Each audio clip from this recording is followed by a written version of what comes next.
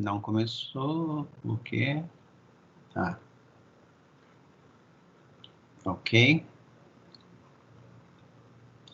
E compartilhamento de tela.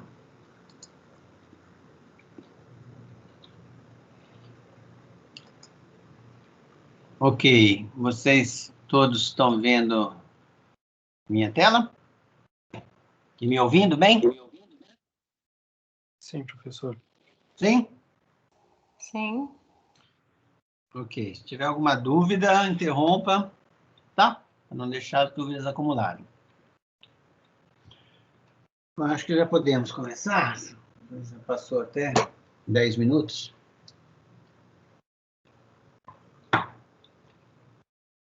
Certo. Então, boa noite, meus alunos.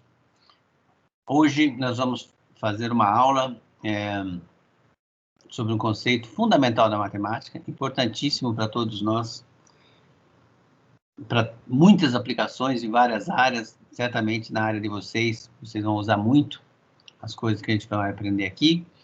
E esse conceito de derivada de uma função é um conceito fundamental e importante, tem que ser bem entendido, e o momento para ele ser bem entendido é agora, é com essa aula, tá bom? Então, é importante que vocês tenham assistido a aula, a videoaula sobre velocidade instantânea, certo? Porque lá estão os fundamentos para o que a gente chama de taxa de variação instantânea, que no fundo é de que trata o conceito de derivação, certo? Então eu vou rapidamente passar como uma pequena revisão sobre o conceito da aula passada de velocidade instantânea, para contextualizar o que a gente chama de taxa de variação instantânea, tá bom? Então a gente começa com um exemplo bastante físico, né?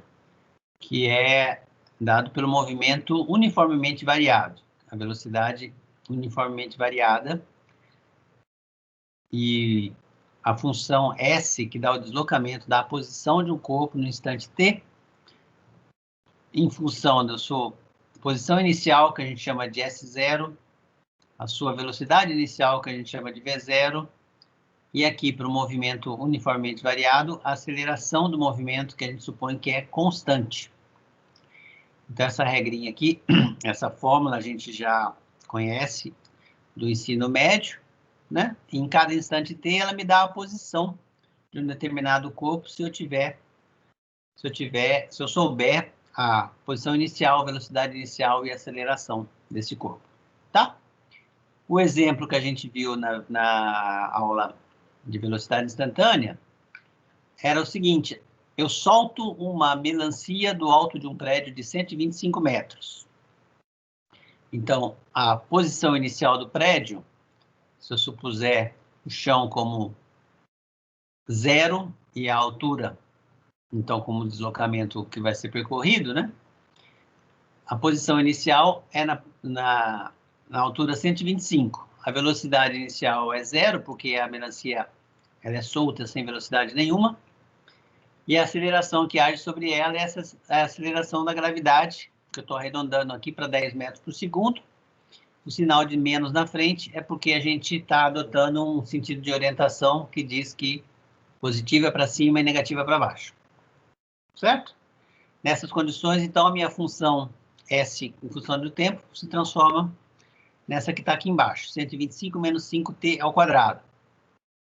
Isso significa que, após um instante de tempo t, essa fórmula aqui vai me dizer quanto que a melancia se deslocou desde o alto do prédio até embaixo, tá? Ela diz também que para percorrer os 125 metros do prédio, vai bastar 5 segundos, não é isso? Porque 5 ao quadrado, 25, vezes 5 dá 125, então isso aqui se torna zero quando no instante t igual a 5 segundos. Então, um instante t igual a 5 segundos é o instante que a melancia se esborracha. E a pergunta que eu faço é, com que velocidade ela se esborracha? Certo? Essa velocidade é uma velocidade bem definida. Ela foi solta com velocidade zero, ela vai aumentando, aumentando, aumentando progressivamente de velocidade, porque a aceleração é constante, e chega uma hora que ela encontra o chão. Nesse exato instante, ela chega lá com uma determinada velocidade, certo? Que velocidade é essa e como é que eu faço para calculá-la? Então, bom, essa velocidade, eu ainda não sei quanto que ela vale, mas eu sei que ela ocorre 5 segundos após a melancia ser solta, tá bom? Então, a ideia de calcular essa velocidade é o seguinte, a gente tem um conceito fácil de calcular, que é o conceito de velocidade média, que é o deslocamento realizado dividido pelo tempo gasto para realizar esse deslocamento. Certo?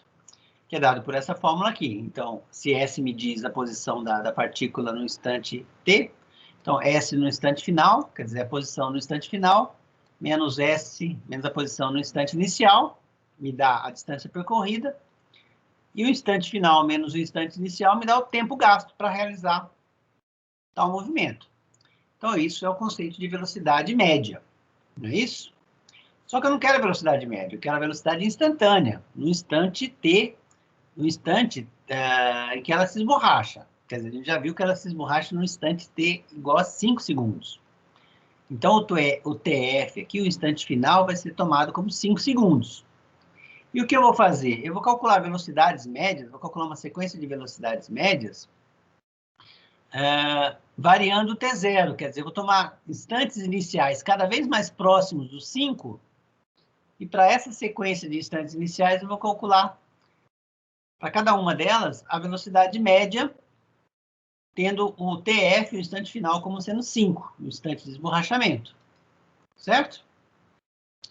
Então, essa sequência de velocidades médias, com um intervalo de tempo cada vez menor, vai me dar uma sequência de velocidades médias que, no final das contas, vai se aproximar de uma velocidade final instantânea, que é a velocidade que eu obtenho quando, no limite, né, quando essa sequência de instantes tende ao 5, que é o instante final. Certo? Esse conceito, a gente já viu ele lá atrás, que a gente é levado a essa sequência de velocidades médias a um conceito que envolve calcular a razão entre um deslocamento e um intervalo de tempo onde o tempo tende a zero. Não é isso? E esse é o conceito de limite que a gente já viu lá atrás. Nós já sabemos estudar esse conceito de limite. Então, o que a gente vai dizer é que a velocidade instantânea vai ser o limite das velocidades médias, ou seja, o limite desse quociente aqui, quando o intervalo de tempo tende a zero. O intervalo de tempo gasto no cálculo da velocidade média é cada vez menor e menor, e eu quero saber o limite disso quando tende a zero. Isso, se você voltar lá às nossas aulas de limite, é uma daquelas indeterminações do tipo 0 sobre 0, né? Porque quando o tempo t, se aproxima cada vez mais do instante t estrela, como eu chamei aqui, né? Esse denominador tende a zero, e também o numerador tende a zero, porque aqui embaixo vai S de t estrela menos S de t. Quando o t se aproxima cada vez mais do t estrela, isso aqui também se aproxima de zero. Então, calcular esse limite é um típico caso de cálculo de limite daqueles que a gente já viu em algumas aulas atrás, e que envolve o que a gente chama de indeterminação 0 sobre 0. Então, como resolve isso? A gente tem que derivar, a gente tem que manipular as expressões de cima e de baixo para conseguir se livrar da indeterminação, certo?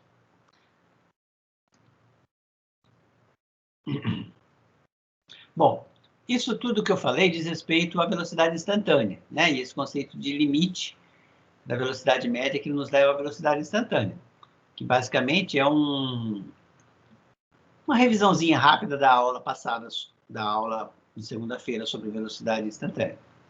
O que eu quero agora é generalizar essas ideias para uma função qualquer, certo? Então, ao passo que tudo que eu falei agora dizia respeito a uma função que tinha variável livre como a variável tempo, E essa função me dava posição num determinado instante de tempo, ou deslocamento, né? A posição S de t.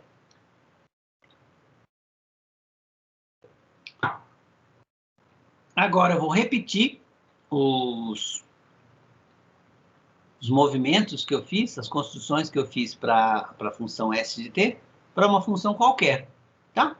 Então, propositalmente, eu vou tratar a variável livre como a letra x, representando qualquer coisa, certo? Não necessariamente tempo mais. E a minha função vai ser uma função que eu vou chamar de f de x, que eu também não sei exatamente o que ela representa, tá? No caso particular da aula passada, o f era s, era a posição, e o x era t, tempo. Mas aqui a gente está num caso geral. E o que eu quero é calcular agora esse limite aqui, certo? O limite que correspondia à velocidade instantânea, no caso em que f é s e x é t. Mas agora a gente vai tomar isso como definição de uma coisa maior. Eu vou chamar... Desculpa. Eu vou chamar esse limite aqui, quando ele existir, da derivada da função no ponto x estrela. Certo? Então, esse quociente aqui, que a gente vai chamar de quociente de Newton, que para a função de deslocamento representava a velocidade média, ou uma taxa média de variação, como a gente chamou lá atrás também, é o limite desse quociente quando x tende a x estrela, que eu vou chamar, quando ele existir, porque nem sempre ele existe, a gente vai ver que em alguns casos esse limite não existe, é esse o limite que eu vou chamar de derivada da função no ponto x estrela, certo? Então, como esse limite está diretamente ligado à função f que eu estou trabalhando, e ao ponto x estrela onde eu estou calculando o limite, então na notação aparece a função f e o ponto x estrela. A gente diz então que esse limite, quando ele existir, ele é o f', a notação é essa, f' de x estrela. E a gente lê assim, é a derivada da função f no ponto x estrela. Ok? Então essa é a definição da função em um ponto. É a definição, desculpa, da derivada da função em um ponto. O que nos leva a salientar, né, que a derivada é um conceito pontual. Eu sempre falo da derivada da função em um determinado ponto, tá? Aqui o ponto que eu resolvi fixar, eu chamei de x estrela. Mas podia ser qualquer outro ponto do domínio da minha função, certo? E com essa ideia agora na cabeça, embora o que eu tenha definido aqui como sendo derivada, eu defini localmente no ponto x estrela, como eu posso fazer isso para qualquer outro ponto do domínio da minha função f, então, ao permitir que esse x estrela não fique mais fixo, mas varie, varra todo o domínio da minha função f, eu estou criando uma nova função, que eu vou chamar da função derivada primeira, que em cada ponto, x calcula exatamente o limite que está calculado aqui para o x estrela, certo? Então, eu vou deixar de pensar a função derivada como uma coisa pontual, para pensá-la globalmente em todo o domínio onde esse limite existir, tá bom?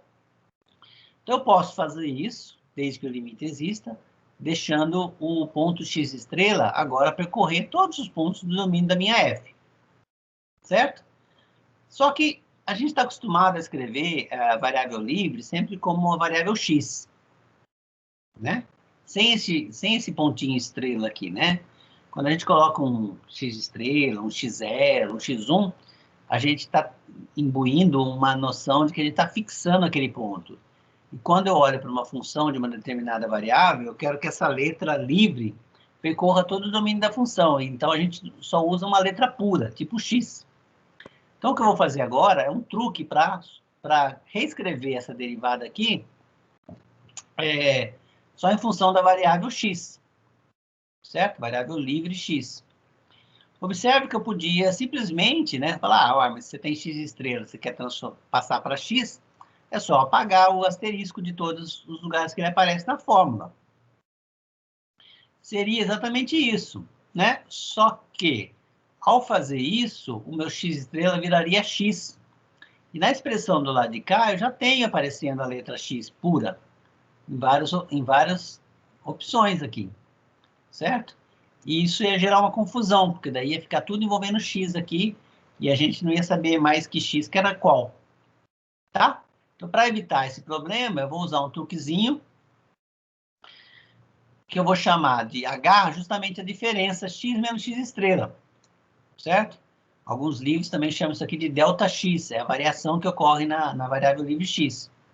Bom, se eu chamar de h x menos x estrela, então o limite anterior que envolve x indo para x estrela, quando x tende a x estrela, essa diferença tende a zero, quer dizer, o h tende a zero, certo? Então, no novo limite, que eu vou escrever em função agora da variável h, onde tinha x tendendo a x estrela, vai aparecer h tendendo a zero. Que é o que aparece aqui, ó, no limite de x estrela, aqui embaixo. Virou o quê? O limite quando h tende a zero, certo? Então, a derivada da função no ponto x estrela, que é, por definição, o limite desse quociente de Newton, agora, trocando o x estrela menos x por h, quando eu troco x estrela menos x, desculpa, x estrela menos x, na verdade é o menos h, né? Eu chamei h de x menos x estrela. Então, x estrela menos x é o menos h, certo? E aqui em cima, substituindo, então, quem é x? X estrela menos x é... Desculpa, se x menos x estrela é h, então x estrela mais h é o x. Então, eu substituí o x por x estrela mais h, certo? E daí, como tem o sinal de menos aqui, eu jogo ele para cima, trocando a ordem dessas duas parcelas aqui do numerador. E eu tenho agora um limite que envolve a variável h, certo? Eu estou calculando o limite de um quociente onde h está embaixo e vai para zero. E h está em cima aqui também dentro, e quando o h vai para zero, a gente ainda tem uma indeterminação do tipo zero sobre zero. Porém, agora, nessa expressão aqui, em toda ela está envolvendo aqui a expressão que envolve o limite, opa, eu não tenho mais a variável livre x, certo? Então, agora eu defini f' de x estrela, como sendo esse limite agora na variável h. Então, não aparece mais x em nenhum lugar dessa fórmula. Eu posso simplesmente voltar a ela e trocar. Apagar o asterisco, digamos assim, né? Trocar x asterisco por x na expressão acima, certo? E ao fazer isso, eu volto a uma notação mais tradicional, né? A notação de que uma função, a variável livre é uma letra pura. O x, por exemplo, e não mais o x estrela, certo? Então, dessa forma, eu apresento aqui uma outra forma de escrever o quociente de Newton, né? E o limite desse quociente de Newton, quando agora o h vai para zero, é o que a gente chama da derivada do ponto x, certo? Observe que o x aparece aqui dentro, no numerador, certo? Não aparece no denominador, mas quando o h tende a zero, tanto o numerador quanto o denominador vão para zero. Então, ela é ainda uma indeterminação daquele tipo zero sobre zero. E é esse quociente de Newton, quando eu tomo o limite dele na variável h, quer dizer, na letra h agora, esse limite que eu estou considerando do lado direito aqui da equação, é o limite na letra h. Então, esse quociente de Newton aqui, a gente vai ver, ele tem que ser pensado como uma função da variável da letra h. E é nessa letra que eu estou calculando o limite. O x aqui dentro, ele vai ser enxergado, quando eu calcular o limite, apenas como um parâmetro, certo? O limite é na letra h, a gente não pode esquecer disso. E esse limite, quando ele existir, vai ser o que a gente chama de derivada da função f no ponto x. Vamos ver um exemplo bem simples, que é o exemplo da função x ao quadrado. Então, a minha função então, o quociente de Newton correspondente é esse aqui, que a gente acabou de ver, e é o limite disso, quando h tende a zero, que a gente vai ter que calcular. Então, como a gente já fez antes com outros casos de limite, cujo numerador e o denominador tende a zero, a gente tem que manipular essa expressão para chegar numa coisa fácil de calcular o limite. Então, eu substituo a expressão para f de x mais h, né? F de x mais h é x mais h ao quadrado. Substituo a expressão para f de x, que é x ao quadrado. Desenvolvo esse quadrado aqui, né? Produto notável. Vai ter um x ao quadrado aqui, vai ter um menos x ao quadrado do lado de cá. E essas coisas se cancelam. E aqui fica uma expressão, certo? Onde aparece h em todos os termos lá de cima, eu coloco em evidência e cancelo com o h de baixo, chegando a essa expressão aqui.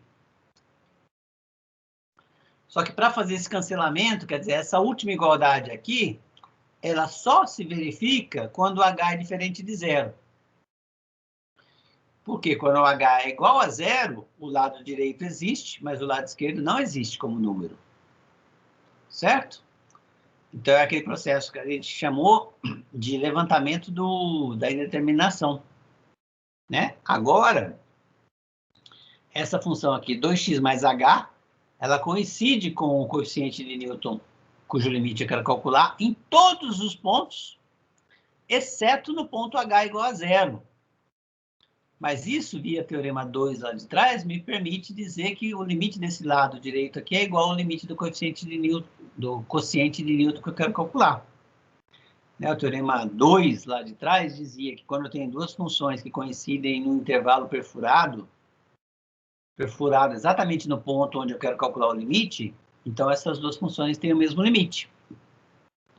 E é o que acontece aqui, né? Esse quociente de Newton coincide com 2x mais h em todos os pontos, exceto no ponto h igual a zero, que é onde eu estou calculando o limite aqui embaixo.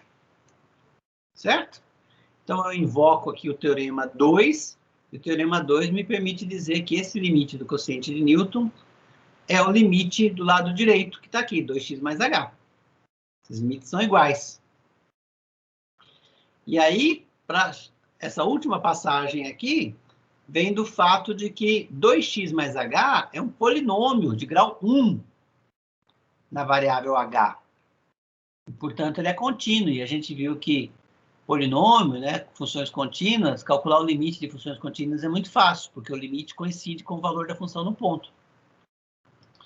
Então, o limite da função 2x mais h, quando h tende a zero, é o valor da expressão 2x mais h, substituindo o h por zero, porque essa função é contínua. Ou seja, 2x mais h, quando h é zero, é 2x. Certo? E sendo assim, a gente calculou, então, porque a f' é esse limite, a f', a derivada da função f, a derivada da função x ao quadrado, em qualquer ponto x do seu domínio, é simplesmente a função 2x. Que é o que está escrito aqui, a derivada da função x ao quadrado é a função que eu denoto como f' de x, 2x. Ok? O exemplo seguinte agora vai derivar a função 2x. A função que a gente acabou de achar como derivada da f é ela própria uma função. Nada me impede de derivá-la também. Certo? Então, a derivada da função g, que a gente vai chamar de g', a gente vai calcular, vai mostrar que ela é 2, mas a g', a g, ela já era a derivada da f. Então, a g é f'. Então, a derivada da g é a derivada da f. Certo? E quando é a derivada da derivada de uma função, em vez de denotar desse jeito carregado que eu escrevi aqui, ó, a linha do parênteses da f' de x, a gente denota simplesmente por f duas linhas de x. Ou seja, a derivada segunda da função x. Desculpa. A derivada segunda da função f de x. Ok? Para calcular a derivada da g, a gente repete o processo. Escreve aqui o quociente de Newton correspondente à função g. G de x mais h é simplesmente 2 que multiplica x mais h. G de x é 2x. A gente simplifica esse numerador aqui, obtém o numerador 2h. Embaixo tem um h. Corta o h com h. Essa igualdade aqui, embora eu não tenha colocado a interrogação como no slide anterior, essa igualdade aqui, de novo, só vale quando h é diferente de zero. Certo? Mas é justamente, de novo, o ponto onde eu quero calcular o limite. Então, o quociente de Newton da minha função é igual à função constante igual a 2, em todo ponto, exceto no ponto h igual a zero. Mas então o limite dessa função, que vai ser a g de linha, derivada primeira da g, que a gente viu que é a derivada segunda da f, que por outro lado também é a mesma coisa que o limite do quociente de Newton para f', que é a g, né? F' é a g. Então, esse limite coincide com o limite da função constante igual a 2. Por quê? Porque essas duas funções, a função 2 e a função que estava escrito aqui, que é essa f' de x mais h menos f' de x sobre h, que é essa função 2h sobre h, essas duas funções coincidem em todo ponto, exceto no h, igual a zero. Então, o limite delas pode ser tomado, e são iguais, e o limite da função constante é ela própria, como a gente já viu lá atrás também. Certo? Então, a gente calculou a derivada da função g, a derivada da função g, que é a derivada primeira da função g, é 2, mas a derivada primeira da função g é a derivada segunda da função f. Então, assim, a gente calculou mais um exemplo aí, via definição, a derivada da função g. Certo? No futuro, não muito distante, a gente vai aprender algumas regrinhas que vão nos permitir calcular essas derivadas de várias funções, de forma bem rápida. A gente não vai precisar calcular as derivadas via definição. Certo?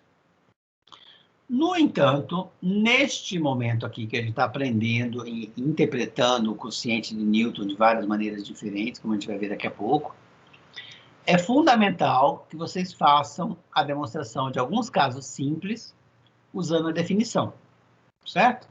Então, estou deixando como exercício para vocês calcular via definição as derivadas dessas três funções aqui.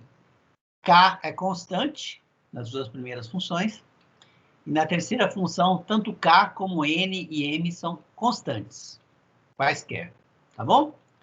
Então, o que você tem que fazer? Em cada um desses casos, pegar a função f de x, escrever o que é f de x mais h, escrever o que é f de x, subtrair um do outro e dividir por h, simplificar essa expressão, que dá uma fração, o quociente de Newton é sempre uma fração que dá uma determinação de 0 sobre 0, simplificar essa fração, esse quociente de Newton, até obter uma expressão em que você pode se livrar do h, em cima e embaixo, e aí usar o teorema 2 para calcular o limite das duas expressões, que vão ser iguais, porque elas vão coincidir no intervalo perfurado do h igual a 0, e a expressão que você obtém, quando você faz o cancelamento do h, é uma função contínua.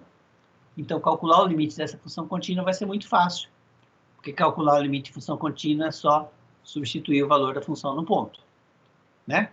O limite de uma função contínua é o valor que essa função assume no ponto onde você está calculando o limite, tá bom? Então, não deixe de fazer esses 3 exemplos, tá bom? E agora a gente vai fazer uma interpretação geométrica do quociente de Newton. O quociente de Newton, que é essa razão aqui, né? É a expressão fundamental da derivada de uma função, porque é o limite dessa expressão, quando h tende a zero, que a gente chama de f' de x, certo? Observe que quando h tende a zero, o limite dessa expressão quando h tende a zero não vai mais envolver o h, e, portanto, vai ficar uma função só da variável x. É essa função da variável x que a gente chama de derivada no ponto x. Ok? Então, olha só, é fácil de ver que esse quociente de Newton ele representa a inclinação de uma reta que une o ponto x0, f de x0, que está no gráfico da f, com o ponto Q, que eu chamei de Q, né? Que é o ponto x0 mais h, f de x0 mais h, que também está no gráfico da f. Esses são dois pontos do gráfico da f, né? Só que, se você pegar uma reta que une esses dois pontos, então a variável vertical, né, a ordenada, vai sofrer uma variação de f de x0 mais h, ou seja, ao contrário, né? De f de x0 até f de x0 mais h. Então, a variação na vertical que vai sofrer para o cálculo da inclinação dessa reta, a variação vertical vai ser f de x0 mais h menos f de x0, que é justamente o numerador dessa expressão aqui. Opa!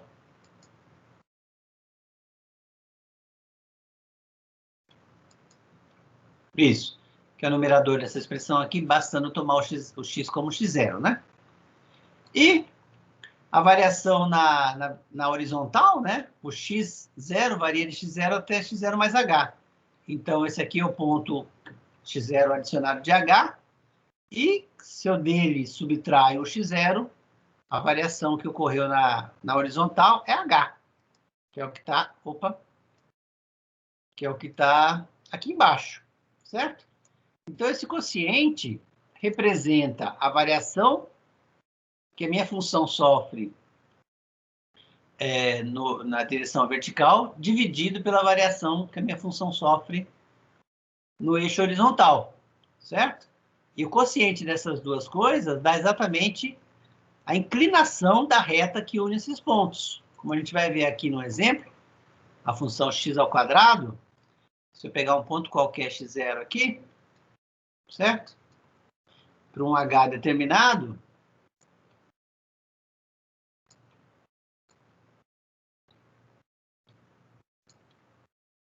olha só,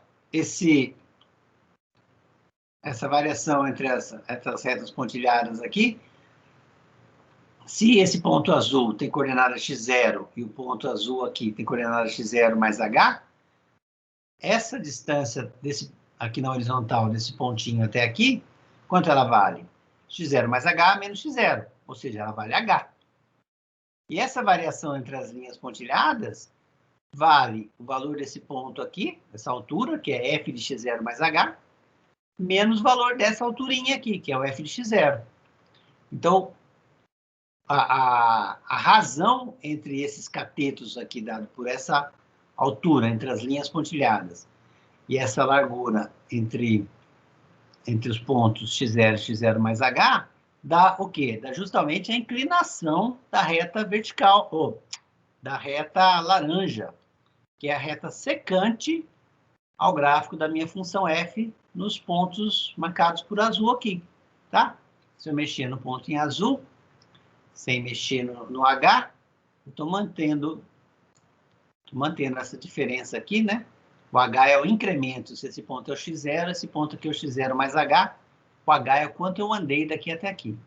Se eu mexer nesse h, então eu diminuo esse incremento, diminuo ou aumento esse incremento. Ok? Então, olha só o que acontece aqui, o mesmo caso, só que agora, olha só, eu só estou escrevendo uma das linhas pontilhadas, eu tenho um ponto fixado x0, certo? E estou calculando de novo a reta secante para um determinado h, que é justamente a distância desse ponto até o ponto que está aqui embaixo desse aqui no eixo horizontal. Então, ao variar esse ponto x0, eu estou calculando a inclinação dessa reta secante. Secante que passa justamente pelo ponto x0, f de x0, e o outro ponto aqui que seria x0 mais h, f de x0 mais h. Não é isso? Ao diminuir esse h, que eu estou aumentando o h, ao andar para cá, eu estou diminuindo o h, ao diminuir o h, essa reta, que é uma reta secante, ela se aproxima de uma reta tangente ao gráfico, certo? Olha só, vou mexer no ponto x0 aqui, e a reta laranja agora se tornou uma reta tangente ao gráfico da minha função azul, naquele ponto, tá? Ela, então, essa reta tangente, ela é o limite das retas secantes. Olha aqui, a reta secante toca o gráfico da função em azul em 2 pontos. Mas a reta tangente toca num ponto só. Justamente porque o h foi 0. Certo?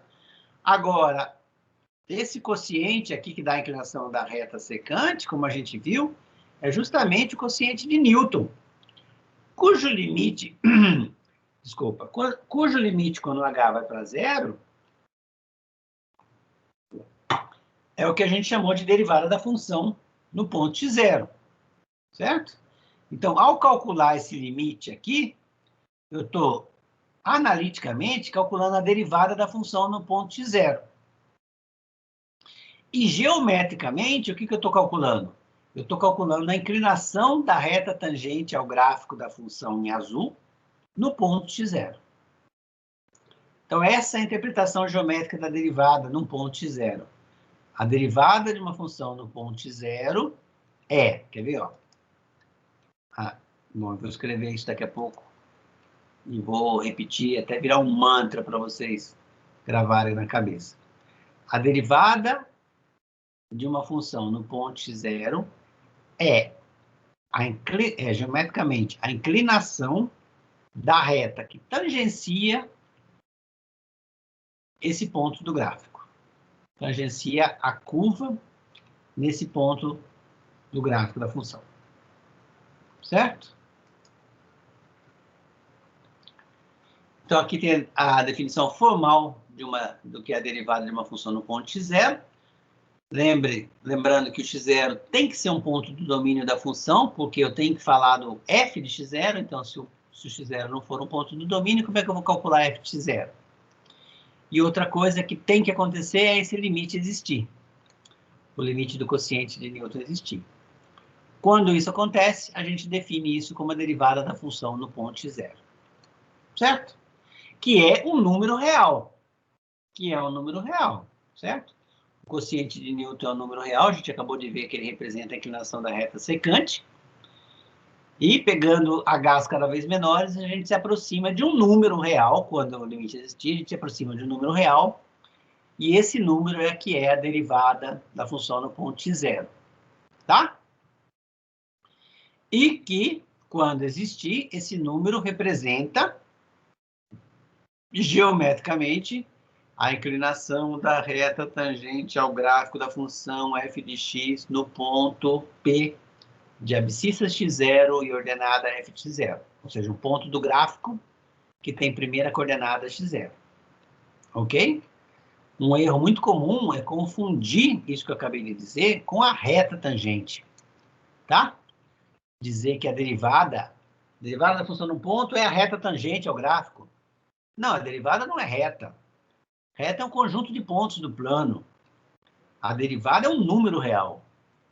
Agora, ele tem uma relação com a reta tangente, sim. Qual é a relação? A relação é que esse número real é exatamente a inclinação da reta tangente ao gráfico da função naquele ponto. Ok? Vocês têm que repetir isso 500 milhões de vezes até grudar no cérebro. Tá bom? Vamos fazer um exemplo aqui para entender o que está acontecendo. O exercício pede calcular a equação da reta tangente ao gráfico da função x ao quadrado no ponto que está no gráfico, né? Um ponto que tem primeira coordenada 2 e segunda coordenada 2 ao quadrado, certamente é um ponto que está no gráfico dessa função. Ok? Então tá, para achar a equação da reta tangente, a gente precisa de duas coisas. O coeficiente angular, né, também chamado de inclinação da reta, e um ponto por onde a reta passa.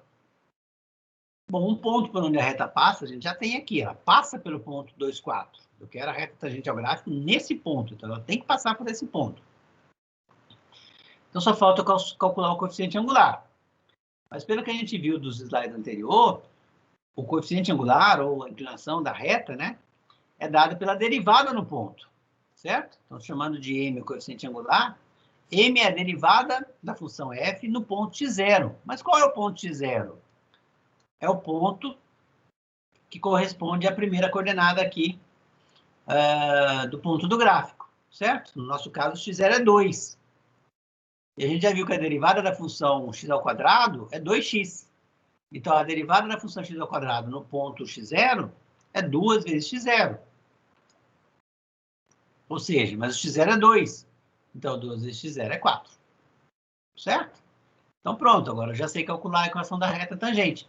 Eu já tenho um ponto por onde ela passa e tenho o coeficiente angular dela, ou a inclinação da reta. Tá? Eu já sei calcular. E eu escrevo aqui a equação. Um jeito de calcular, né? Essa formulazinha aqui, certo? Veja que essa equação aqui, né? Equação da reta agora, quando x0 é 2, certamente ela é uma reta que tem inclinação. A variável livre agora é x, né? Então, quem está multiplicando x é o que a gente chama de coeficiente angular, a inclinação da reta. E a gente já sabe que a inclinação da reta é o valor da derivada no ponto x0. O nosso ponto x0 é 2. Então, a gente sabe que essa reta tem a inclinação da reta tangente.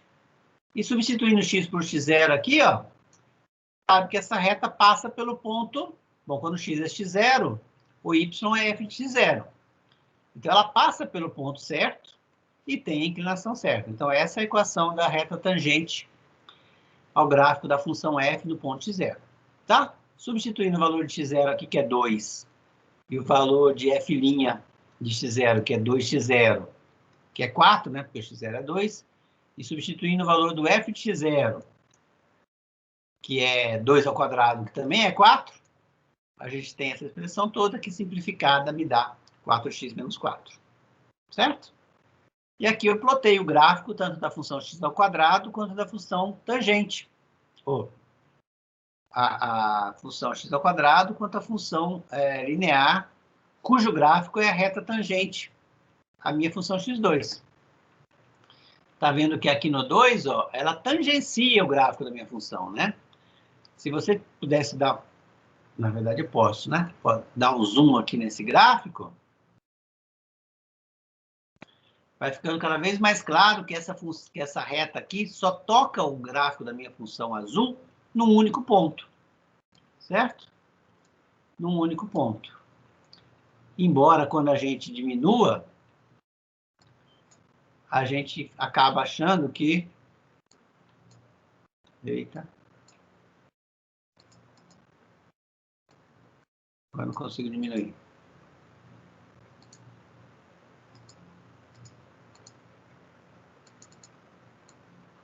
Cara.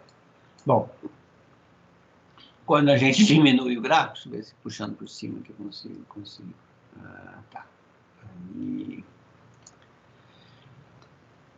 Quando a gente olha assim, sem o zoom, dá a impressão que elas se tocam em vários pontos, né? Ou falando de outro jeito, a nossa parábola ela é praticamente uma reta aqui próximo do ponto 2. E a reta que ela praticamente é a reta tangente, cuja fórmula é dada, cuja inclinação da reta, cuja inclinação, né, é dada pela derivada no ponto 2. Ok? Tá. Às vezes a gente pode, quando a gente usa esse termo reta tangente, né, às vezes a gente pode erroneamente achar que a reta tangente só corta o gráfico de uma função num único ponto. Na verdade, eu acabei de falar que isso acontece aqui, né? Essa reta tangente, ela tangencia, de fato, o gráfico. Ela só intercepta o gráfico da minha função azul num único ponto. Aqui, próximo do 2, tá? Mas, às vezes, a gente é levado a pensar que isso acontece globalmente. Isso não é verdade. Não é verdade porque, olha só, vou calcular o exemplo aqui, a minha função é x ao cubo, certo? E eu quero calcular a equação da reta tangente ao gráfico da x ao cubo num ponto que está no gráfico, que é o ponto 2 e 2 ao cubo, que é 8. Tá? Vou deixar como um exercício a mais para vocês calcularem a derivada da função x ao cubo, usando a definição. Certo?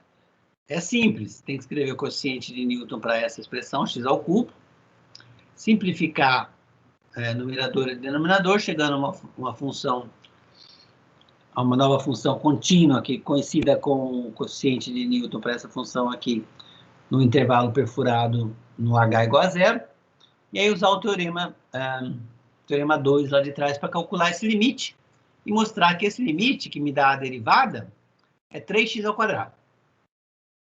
Tá bom?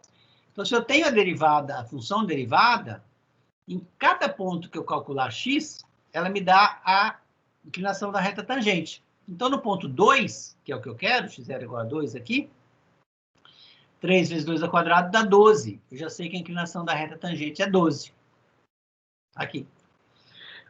Certo? Porque o nosso ponto x0 é a abscissa do ponto do gráfico, onde eu quero que a reta tangencie o gráfico. Bom, tendo a inclinação da reta tangente, a gente volta lá de novo naquela equação, que me dá a equação da reta, se eu tiver o coeficiente angular e um ponto por onde ela passa, e eu tenho um ponto por onde ela passa, né? Ela passa pelo ponto 2, 8, ou seja, ela passa pelo ponto 2, desculpa, ela passa pelo ponto x0, que é 2, f de 2, que é o f de x0.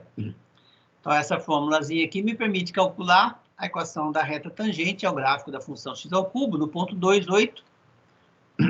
Só substituir os valores aqui, simplifiquei, a equação é essa, 12x menos 16, certo? E aqui eu plotei as duas. Se você olha perto do 2, realmente ela só tangencia a reta, só toca o gráfico num único ponto. E aqui próximo do 2, ela de fato só toca num único ponto, embora a gente não seja capaz de visualizar isso com toda a precisão do mundo. Mas se você plotar o gráfico da função x ao cubo para o lado negativo, um pedacinho que seja, já dá para perceber que a reta tangente vai interceptar o gráfico lá embaixo, tá? Então tem que tomar cuidado quando a gente pensa em reta tangente, que tangencia, que só toca em um único ponto. Isso é verdade, mas é verdade localmente, perto do ponto onde ela tangencia. Perto do ponto onde ela tangencia, existe uma vizinhança onde ela só intercepta o gráfico num único ponto. Ok? Beleza. Então, se já ficou claro para todo mundo a definição da derivada de uma função, né? E a interpretação geométrica disso como inclinação da reta tangente, às vezes é muito bom para a gente entender, para a gente saber se a gente entendeu de fato um conceito, a gente entender e sentir exatamente o que é a negativa desse conceito. Certo? Então, por exemplo, a gente só vai dar sentido, a gente só vai entender o sentido do que significa um abraço numa pessoa que a gente ama, quando a gente entender o que é ficar sem abraçar, sem poder abraçar uma pessoa que a gente ama. Certo? Então, com isso na cabeça, vamos tentar entender o que seria uma função não ser derivável. A negativa do conceito de derivada. Bom, então, quando que uma função não é derivável? A gente já viu que o conceito de derivabilidade, né, ele é pontual. Eu falo derivada em um ponto. Mesmo se depois eu expando isso para todos os pontos do domínio, a definição é aquele limite do coeficiente de Newton, quando h vai para zero, mas num determinado ponto x. Então, é uma definição pontual. Então, a pergunta que a gente quer responder agora é a seguinte: quando que uma função não é derivável? Ou melhor ainda, quando que uma função não é derivável em um determinado ponto x0? Certo? E a resposta matemática precisa para isso seria: uma função f de x é dita não ser derivável num ponto x0 se o limite abaixo, que é esse limite do quociente de Newton correspondente àquele x0, não existir. Certo? Porque se ele existir, isso aqui é a própria definição da derivada no ponto. Então, não ter derivada é esse limite não existir. Beleza? Mas a não existência desse limite pode se dar de várias formas. A gente lembra que a gente viu lá quando a gente estudou o limite, que esse que a gente chama de limite global, ele só existe se existirem esses correspondentes limites laterais à esquerda e limite lateral à direita.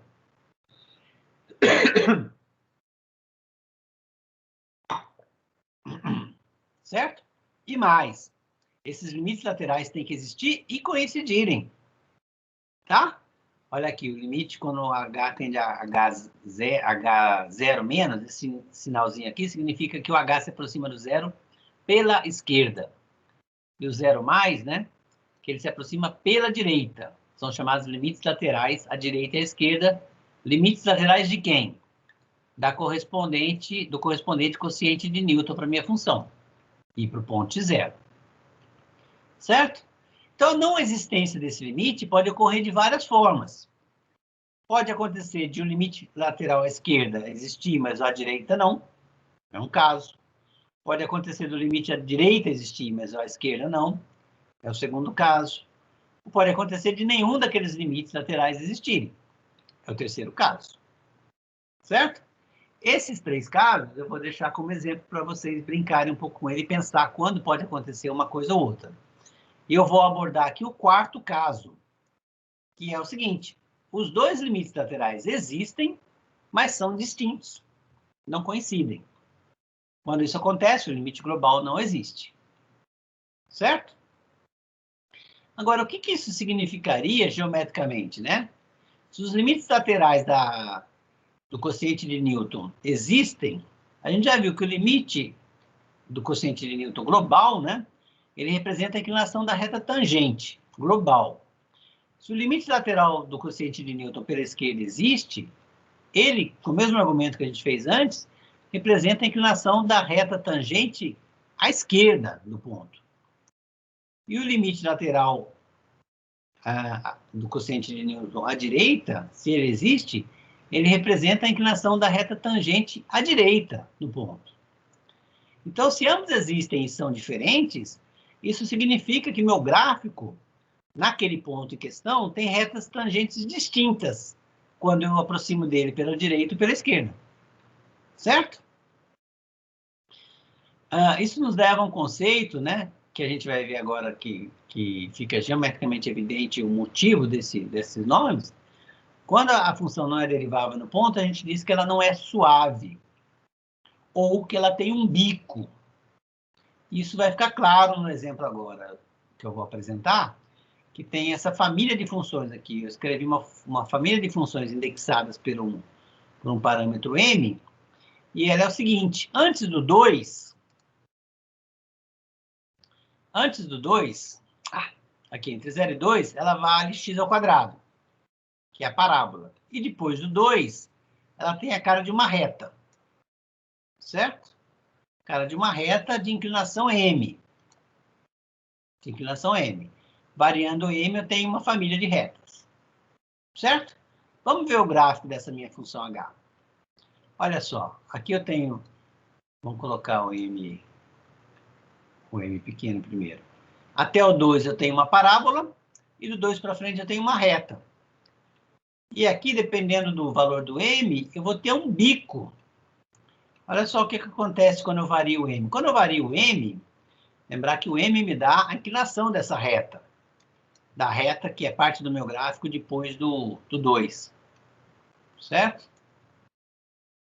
Então, ao mexer no m, eu vou estar mexendo na inclinação dessa reta aqui. Tá?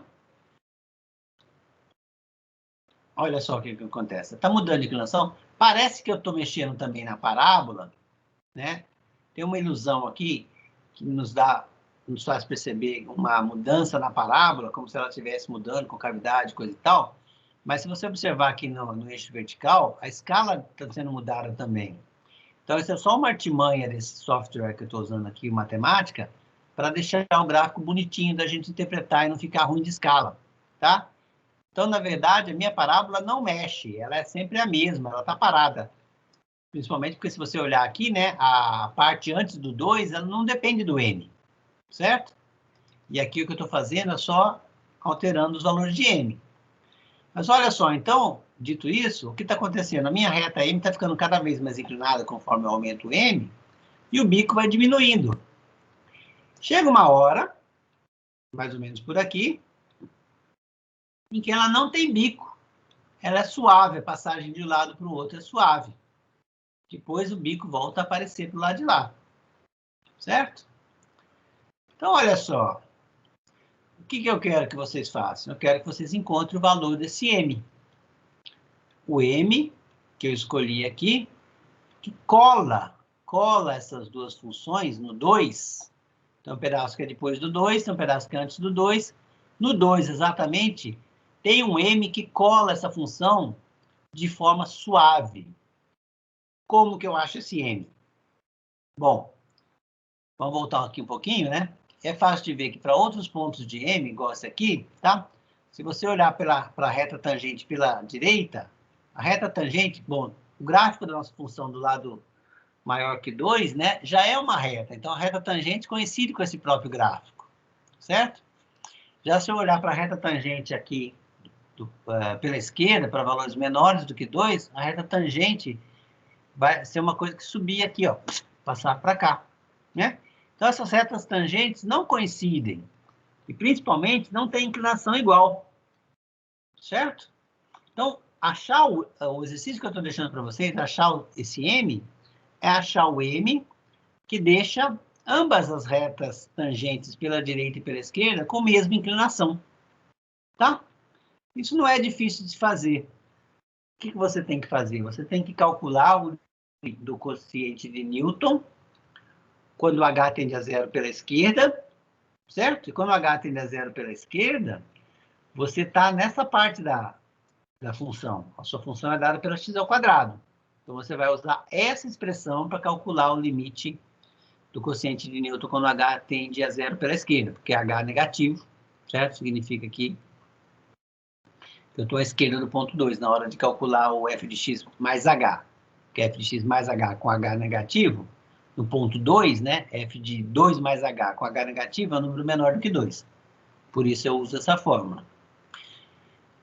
Que não depende do m, certo? Que não depende do m. Então, vou tirar aqui uma expressão para a inclinação da reta tangente. Inclusive, a gente já sabe qual é, né? Porque a gente já calculou a derivada do x2, né? X ao quadrado. É 2x. Não é isso? E aí, vou fazer o mesmo para a inclinação da reta tangente do lado direito. Ou seja, para a inclinação da reta tangente pela direita. Isso vai me dar uma expressão que envolve o m, certo? E então, eu obtive o limite lateral à direita, envolvendo m, uma expressão que envolve m, no ponto 2, né, que eu quero. E aqui, a inclinação da reta tangente pela esquerda, que não envolve nada. Quando você substituir x igual a 2, vai dar um número, certo?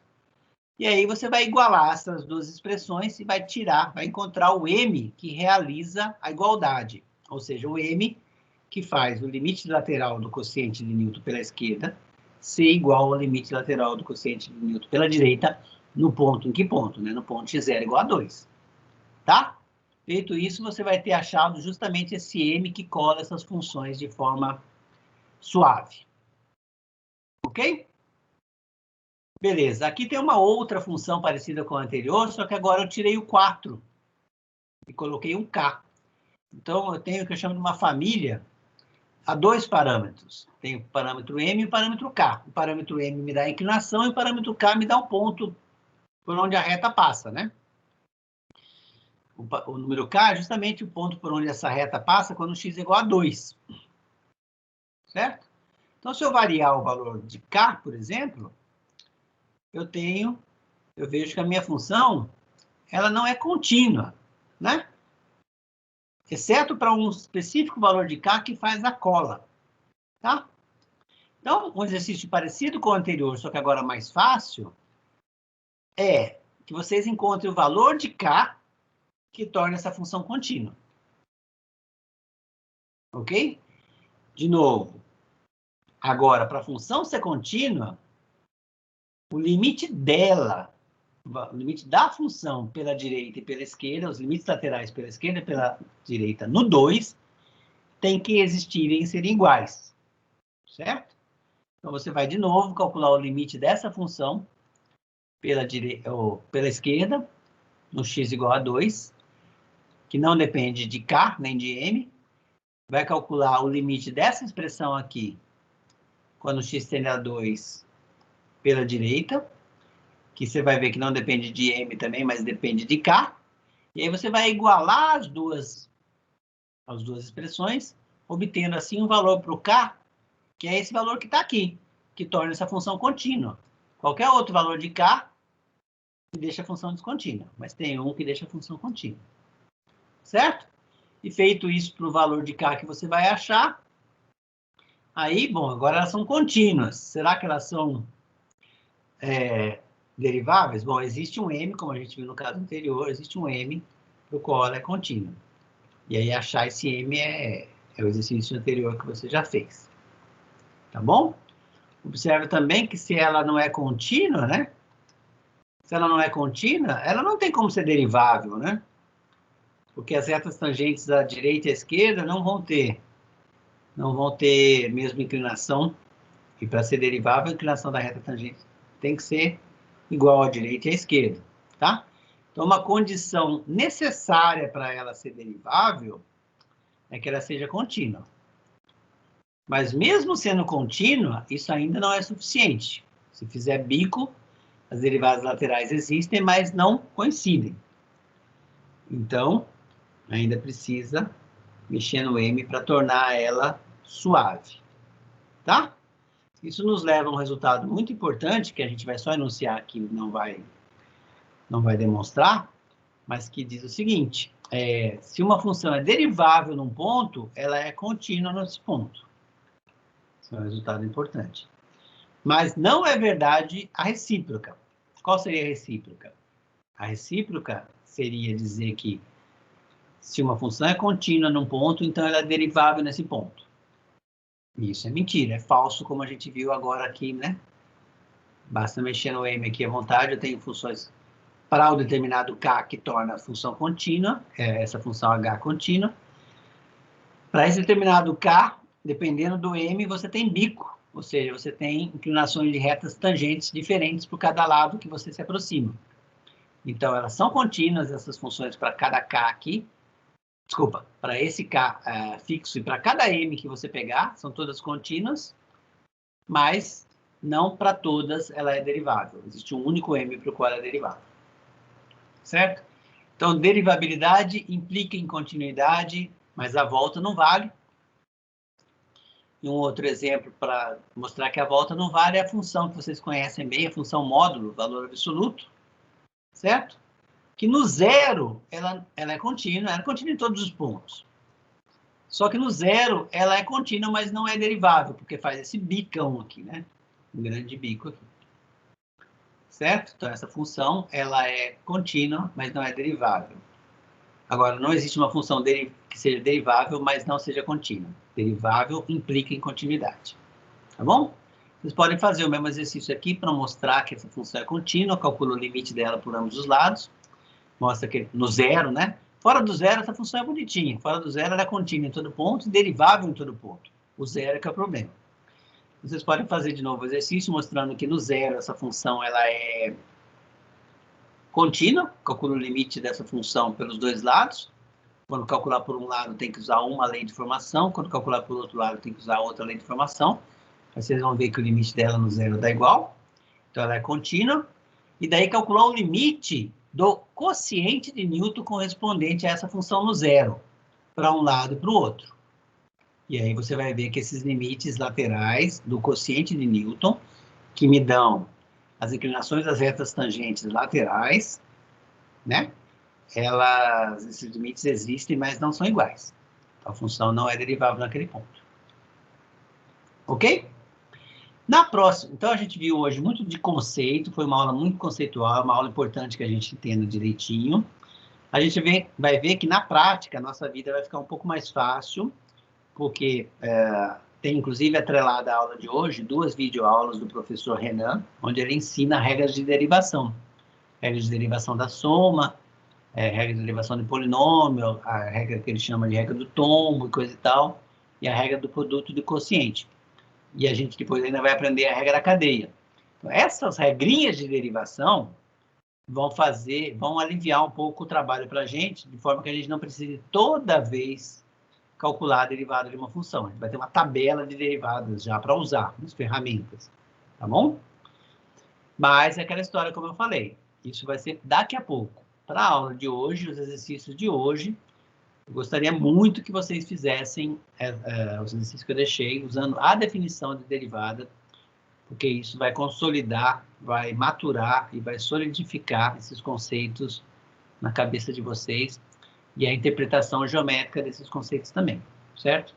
A taxa, a inclinação da reta tangente ao gráfico de uma função em um ponto, e também a noção de taxa instantânea, taxa de variação instantânea, ou razão de variação, razão instantânea. São vários nomes que a gente usa, que a gente viu lá no começo, né? Que a gente viu primeiro como que o limite das velocidades médias se torna a velocidade instantânea, que a velocidade instantânea é a taxa de variação instantânea da função de deslocamento. A gente podia pensar numa função que representasse crescimento populacional, número de habitantes em cada instante, né? Então, se você calcula a variação média desse crescimento populacional, você pode falar no crescimento populacional em um ano, em um mês, em um dia. Isso nos fornece taxa de variação média. Mas se você calcula o limite, calcula a derivada dessa função num determinado ponto, então isso está te dando uma coisa mais precisa. Está te dando a taxa de crescimento daquela população, ou de uma bactéria, cultura de bactéria, vírus, o que for, está te dando a taxa de crescimento daquela função em um instante, a taxa de variação instantânea. É muito mais rigorosa do que uma taxa média, certo? Como a gente viu na questão do cálculo da velocidade de esborrachamento da melancia, na aula passada, na aula de velocidade instantânea. Ok? Então, com isso, eu encerro minha aula e abro para perguntas. Quem tiver alguma pergunta, pode se manifestar. Tem alguém aí? Ou já foi todo mundo dormir? Está todo mundo assim no jogo?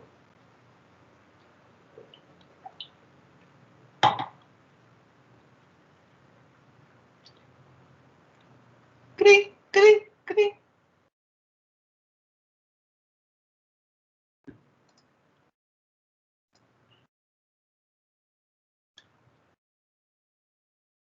Alguma dúvida, gente, quanto ao conteúdo? Por favor, Ana Luísa, Isabela, João, Felipe, Eduardo, Renato, Raíssa, Piandra, Bianca.